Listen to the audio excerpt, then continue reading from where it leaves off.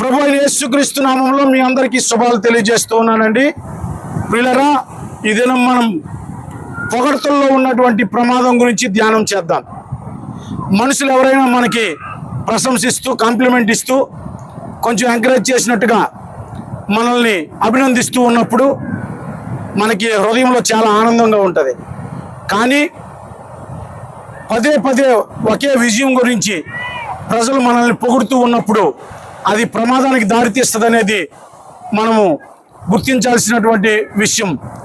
ఆత్మీయంగా దీన్ని మనం నేర్చుకోవాలి కూడా. చూడండి, యేసు ప్రభు వారు కూడా ఇలాగన్నారు.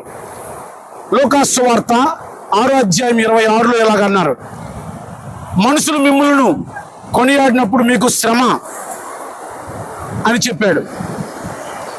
గమనించండి, దీని గురించి మనం పాత నిబంధన గ్రంథంలో